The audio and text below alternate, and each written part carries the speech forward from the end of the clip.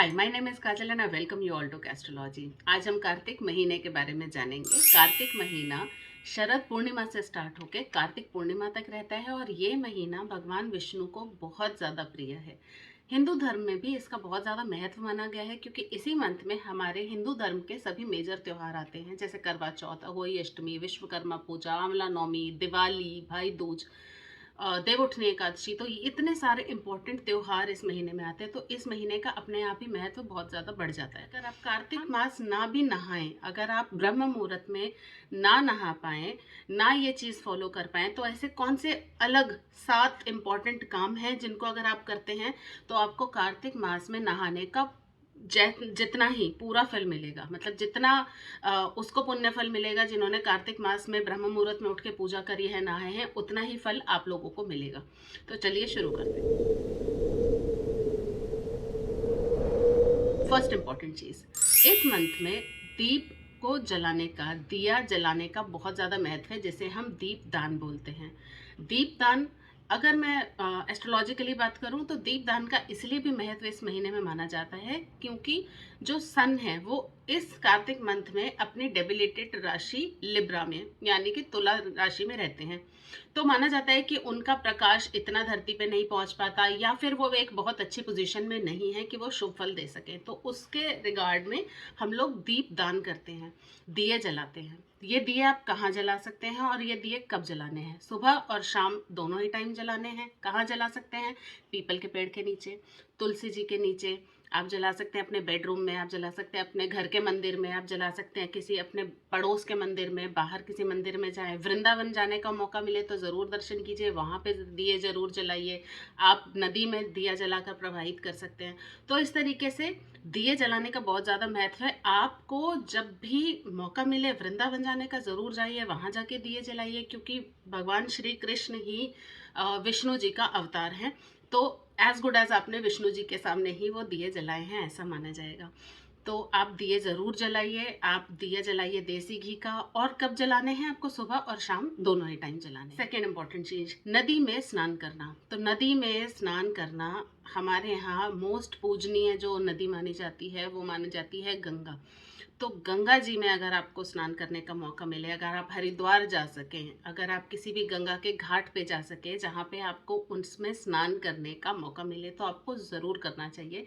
पूरे 31 डेज में अगर आपको ऐसा मौका मिले कि आप जाकर गंगा जी में स्नान कर सकते हैं। गंगा जी क्यों, और बहुत सारी नदियाँ हैं, गोमती नदी है, यमुना जी हैं, जौन सी भी नदी में आपको नहाने का मौका मिले आपको ज़रूर स्नान करना चाहिए। इससे भी आपको कार्तिक मास में नहाने जितना ही फल प्राप्त होता है। नेक्स्ट इंपॉर्टेंट चीज़ है कि मैंने आपको बताया कि तुलसी जी लक्ष्मी जी का ही स्वरूप है। तो हमें इस पूरे मंथ लक्ष्मी जी की पूजा स्पेशली करनी चाहिए। मैंने आपको अपने लास्ट वीडियो में भी शरद पूर्णिमा पे लक्ष्मी जी को प्रसन्न करने के लिए बहुत सारे ऐसे रेमेडीज बताए थे। उसी से रिलेटेड ये पूरे मंथ में हम लोग क्या करेंगे कि हम लक्ष्मी जी की पूजा करेंगे। कैसे करें? पहली बात तो आप उनके सामने घी का दिया ज़रूर जलाइए। आप अष्टलक्ष्मी को पूज सकते हैं। और आप किस मंत्र का पाठ करें? आप लक्ष्मी जी के बीज मंत्र श्रीम का पाठ कर सकते हैं। आप लक्ष्मी जी के स्तोत्र का पाठ कर सकते हैं। आप कनक धारा स्तोत्र का पाठ कर सकते हैं। इसके अलावा आप विष्णु सहस्त्र नाम, विष्णु स्तोत्र, ऐसी चीज़ों का पाठ ज़रूर कर सकते हैं। और अगर आप एक ही स्तोत्र पूरे मंथ भी पढ़ते हैं तो इसमें कोई बुराई नहीं है, आप बड़े आराम से इसको कर सकते हैं और इससे लक्ष्मी जी ज़रूर खुश हो जाएंगी। नेक्स्ट बात कर रहे हैं कि तुलसी जी में और किस तरीके से हम तुलसी जी को और कैसे खुश कर सकते हैं, उनकी सेवा कैसे कर सकते हैं।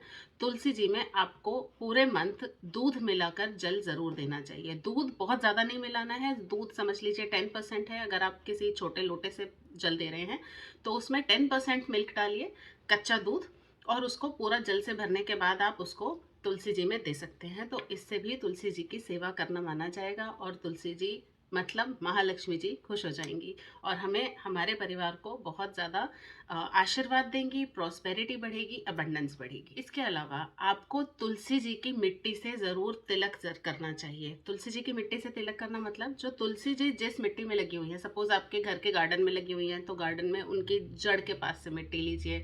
आपके यहाँ पॉट में लगी हुई हैं तो वहाँ से आप थोड़ी सी मिट्टी लीजिए और अपना तिलक ज़रूर कीजिए। बच्चों को भी ये तिलक करना चाहिए, इससे आपकी इंट्यूशन बढ़ती है, इससे कामिंग इफेक्ट्स मिलते हैं, इससे ऑरा क्लेंस होता है, इससे बुद्धि और विवेक भी बढ़ता है। तो बहुत इंपॉर्टेंट है कि आप तुलसी जी की मिट्टी से जैसे ही आप जल दें उसके बाद आप थोड़ी सी मिट्टी लीजिए और अपने तिलक कर लीजिए। बच्चों को तिलक कर सकते हैं, तो ये बहुत अच्छी रेमेडी है, कोई टाइम नहीं लगता और बहुत ज़्यादा इसमें आपको एफर्ट्स करने की भी ज़रूरत नहीं। नेक्स्ट, आपको विष्णु जी को तिल अर्पित करने चाहिए। विष्णु जी को तिल अर्पित करने का मतलब है कि ये देखिए, सबसे इम्पॉर्टेंट मंथ जो होते हैं वो होता है या तो कार्तिक मंथ या माघ मंथ, जो हिंदू कैलेंडर के मंथ्स होते हैं। इसमें भगवान विष्णु की स्पेशल रूप से, विशेष रूप से पूजा की जाती है और विष्णु जी को तिल बहुत पसंद है। तो आप उन्हें तिल से बनी मिठाई, तिल से बने लड्डू, तिल से बनी पट्टी, तिल जो बहुत तिल की चीज़ें हम बना सकते हैं, मार्केट में आराम से मिलती हैं, जो सात्विक तरीके से बनी हुई हो, वो हम भगवान विष्णु को चढ़ा सकते हैं। अगर किसी वजह से आप नहीं चढ़ा पाए तो आप भगवान विष्णु को शुद्ध तिल का भी भोग लगा सकते हैं, ये उन्हें बहुत ही प्रिय है। अब हम बात करेंगे किसी भी तरीके के दान की। दान का बहुत ज़्यादा महत्व माना गया है कार्तिक मास में। तो अगर आप अन्न का दान करते हैं, अगर आप वस्त्र का दान करते हैं, अगर आप जल का दान करते हैं, अगर आप दीप का दान करते हैं, तो किसी भी तरीके का दान अगर आप इस मंथ में करते हैं तो उसका जो प्रभाव है, उसका जो इफेक्ट है वो मल्टीप्लाई हो जाता है मैनी अ टाइम्स। तो इसीलिए आपको इस मंथ में अन्न का ज़रूर दान करना चाहिए, इस मंथ में आपको वस्त्रों का दान ज़रूर करना चाहिए, इस मंथ में आपको जल का दान ज़रूर करना चाहिए, इस मंथ में आपको दीप का दान ज़रूर करना चाहिए। तो और ये भी माना जाता है, हिंदू धर्म में ऐसी मान्यता है कि जिस भी चीज़ का हम दान करते हैं वही चीज़ हमें मृत्यु के बाद भी मिलती है। आपको मैंने इससे पहले कर्ण की स्टोरी सुनाई थी। कर्ण ने क्या किया था, वो दानवीर कर्ण थे, उन्होंने हर तरीके का दान किया था लेकिन उन्होंने अन्न का दान नहीं किया था, उन्होंने जल का दान नहीं किया था। तो जब वो मृत्यु के बाद पहुंचे परलोक में तो वहां जाके उन्हें किसी भी चीज़ को जो खाने के लिए थे वो रियल भोजन नहीं मिला, उन्हें कुछ अलग ही सोना दे दिया, उन्हें वस्त्र दे दिए, लेकिन खाने के लिए नहीं मिला। तो इसीलिए ये माना जाता है कि हम जो भी चीज़ का दान करते हैं वही चीज़ हमें परलोक में भी मिलेगी। तो अगर हमें अच्छा अच्छा भोजन खाना है आफ्टर मृत्यु, आफ्टर आवर डेथ, तो हमें अन्न का और जल का दान भी ज़रूर करना चाहिए, अलॉन्ग विद दीप का दान जो मैंने आपको इससे पहले बताया। सबसे इम्पॉर्टेंट बात मैं अब इस बारे में बताऊंगी, जो इम्पॉर्टेंट आपको सारे फैक्टर्स बताए उसमें सबसे इम्पॉर्टेंट ये है कि हमें तुलसी जी का विवाह ज़रूर करना चाहिए कार्तिक मंथ में। मैं समझ रही हूँ कि तुलसी जी का विवाह करना या किसी भी लड़की का विवाह करना बहुत ज़्यादा बड़ी रिस्पॉन्सिबिलिटी होती है, बहुत बड़ा टास्क होता है। तो इसकी जगह पे आप क्या कर सकते हैं कि तुलसी जी को देव उठनी एकादशी के दिन आप अपने घर के पास वाले मंदिर में ले जाइए, जहाँ पर कि तुलसी विवाह हो रहा है, सामूहिक रूप से ज़रूर होता है, हर मंदिर में होता है। तो आप उन तुलसी जी को, अपने घर की तुलसी जी को एक साफ सुंदर चुनरी पहनाइए, उन्हें बिंदी लगाइए, उनके साथ थोड़ा बहुत सामान, जैसे आप उन्हें बिछिया दे सकते हैं, पायल दे सकते हैं, कुछ फ्रूट दीजिए, कुछ उसके साथ पैसे दीजिए, वस्त्र दीजिए, और आप जाके उसको अपने घर के पास वाले मंदिर में रख आइए। वहाँ पे हम ये माना जाएगा कि हमने तुलसी जी को उनके ससुराल भेज दिया। तुलसी जी को अपने घर से विदा ज़रूर करना है देव उठनी एकादशी के दिन, जो कि कार्तिक मंथ में ही आती है। ये आती है दिवाली के डे के बाद। तो दिवाली तक देवउठनी एकादशी नहीं है, आप बड़े आराम से तुलसी जी की सेवा कीजिए, तुलसी जी की पूजा कीजिए, अपने सारे पाप काटिए, अब घर में प्रॉस्पेरिटी को, अबंडेंस को इनवाइट कीजिए और ये सारे काम करते रहिए। आई एम श्योर कि आप इतनी ही कम चीज़ें करने से आपको कार्तिक मास में नहाने जितना ही, जो ब्रह्म मुहूर्त में नहाने जितना ही फल प्राप्त होगा और आपको बहुत ज़्यादा पीसफुलनेस और कामिंग इफ़ेक्ट्स मिलेंगे।